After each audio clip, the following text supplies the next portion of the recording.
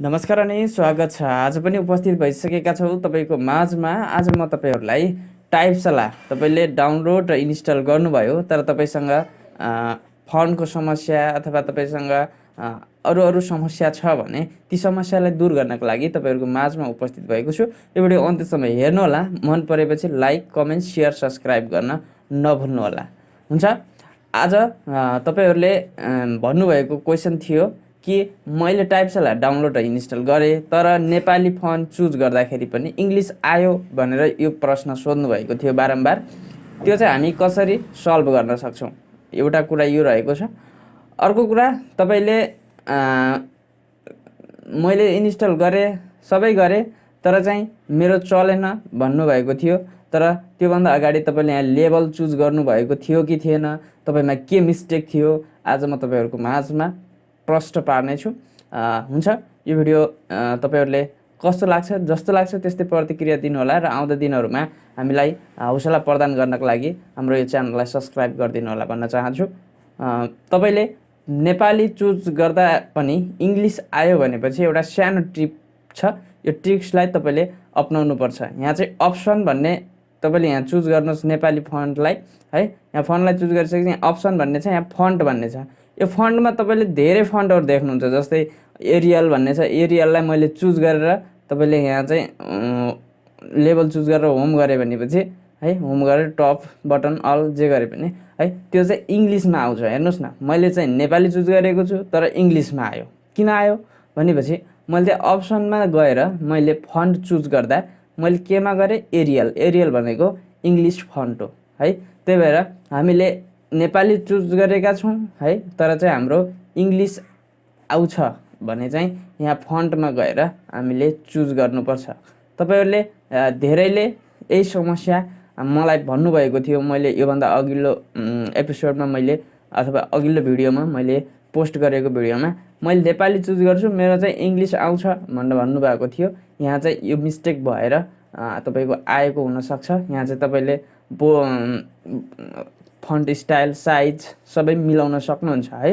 यहाँ चाहिँ तपाईँ नेपाली छ है, यहाँ नेपाली छ तर चाहिँ इङ्ग्लिस आएको छ भने अप्सनमा जानुहोस्, यहाँ चाहिँ पिर्ती हान्नुहोस्। तपाईँले पिर्ती फन्ट चाहिँ पहिला इन्स्टल गरेको हुनुपर्छ। यहाँ पिर्ती हान्नुहोस्, पिर्ती हानेपछि तपाईँको नेपाली आउँछ। यो समस्या चाहिँ तपाईँले यसरी हल गर्न सक्नुहुन्छ, नेपाली सजिलै टाइप गर्न सक्नुहुन्छ है।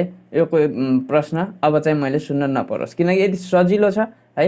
यहाँ चाहिँ नेपाली फन्टमा जाने, यहाँ चाहिँ तपाईँले अप्सनमा जाने, नेपाली फन्ट चुज गर्ने है। यहाँ चाहिँ मेरो नारायण भनेर मैले आफ्नो नाम राखेको छु। यो नाम कसरी राख्ने, त्यसको लागि तपाईँले यहाँ चाहिँ प्रिफर्ममा जाने। प्रिफर्ममा गइसकेपछि तपाईँको नाम देखाउँछ है।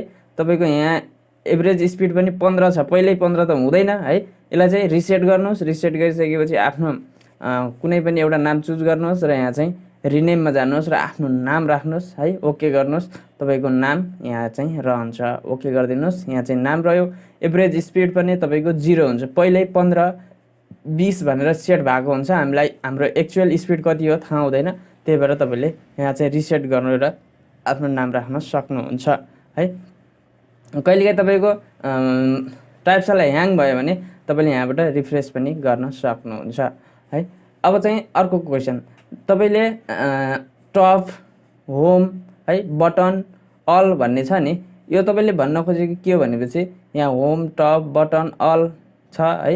यो लेबलहरू तपाईँले यसरी चुज गर्नुहुन्छ है। यहाँ चाहिँ सबभन्दा तल भनेको टप हो, सबभन्दा माथि तपाईँको टप हो है। सबभन्दा तल चाहिँ बटम हो भने होम भनेको बिचको हो। टप भनेको दुईवटा माथिको दुईवटा लाइनलाई तपाईँ टप भन्छ है। बटम भनेको सबभन्दा तल है।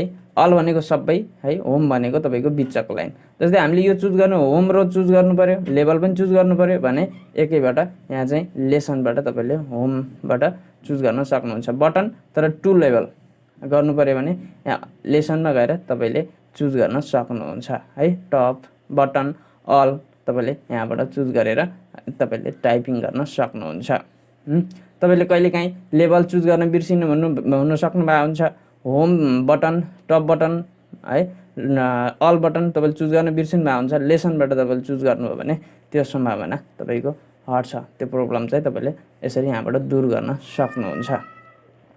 यहाँ चाहिँ अब तपाईँको अर्को प्रश्न थियो कि तपाईँको लेभल चुज नगरिकन है तपाईँले टाइपिङ गर्नुभयो भनेपछि यहाँ आउँदैन, तपाईँले लेभल चुज गर्नुपर्छ है। अर्को छ तपाईँको यहाँ चाहिँ इङ्ग्लिस स्क्रिप्ट र नेपाली देवनागरी स्क्रिप्ट छ है। यहाँ चाहिँ यहाँबाट तपाईँले देवनागरी चुज गरेर नेपाली है, यहाँ चाहिँ इङ्ग्लिस स्क्रिप्ट गरेर तपाईँले इङ्ग्लिसबाट पनि टाइपिङ गर्न सक्नुहुन्छ है। अब यहाँ चाहिँ फ्री, जस्तै तपाईँ कहीँ काम गर्न जानुभयो अथवा अफिसमा काम गर्न जानुभयो भनेपछि तपाईँलाई सबभन्दा अगाडि तपाईँको तेरो नाम लेख है, तेरो डिटेल लेख भनेर दिन्छ है। त्यो बेलामा तपाईँले तपाईँको नाम लेख्दाखेरि टाइपशालामा त आउँदैन है। तपाईँले चाहिँ फ्री टाइपिङ कसरी गर्ने है, फ्रीमा जानुहोस्, यहाँ टाइपिङ गर्नुहोस् आफूलाई के चाहिएको छ र यहाँ चाहिँ ड्रिलिङमा क्लिक गर्नुहोस्, त्यही नाम तपाईँले टाइपिङ गर्न सक्नुहुन्छ। जे तपाईँले फ्रीली टाइपिङ गर्नुभएको हुन्छ त्यही टाइपिङ गर्न सक्नुहुन्छ। जस्तै मैले my name is Narayan Bhandari राखेको छु है, त्यस्तै गरी तपाईँले आफ्नो स्पिड आफ्नो नाम राखेर स्पिडलाई बढाउन सक्नुहुन्छ। My name is Narayan Bhandari है, तपाईँको डिटेल्सहरू जे छ, तपाईँको बुवाको नाम के हो, तपाईँको आमाको नाम के हो, तपाईँले के गर्नुहुन्छ है, आफ्नो चाहिँ यहाँ चाहिँ फ्रीमा जानुहोस्, फ्रीमा गइसकेपछि यहाँ चाहिँ टाइपिङ गर्नुहोस् के तपाईँलाई आवश्यक छ है, तपाईँको डिटेल्स राख्नुहोस् र यहाँ चाहिँ ड्रिलिङमा जानुहोस्।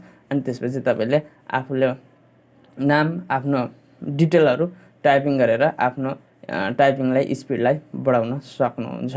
यो थियो तपाईँको अर्को तपाईँको टाइपशाला सिक्नको लागि सजिलो गराउने एउटा टिप्स है। यहाँ चाहिँ अर्को छ गेम।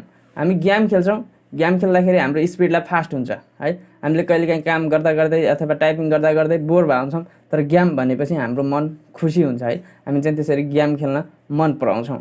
त्यसै भएर तपाईँले गेममा जानुहोस्, न्यू सिलेक्ट गर्नुहोस् र यहाँ चाहिँ जे आउँछ एएडी आयो, एएडी टाइपिङ गर्नुहोस्, त्यहाँको तपाईँको गट इट भन्ने हुन्छ है। तपाईँ स्कोर माथि लेखेको हुन्छ, तपाईँले कतिसम्म टाइपिङ गर्न सक्नुहुन्छ है।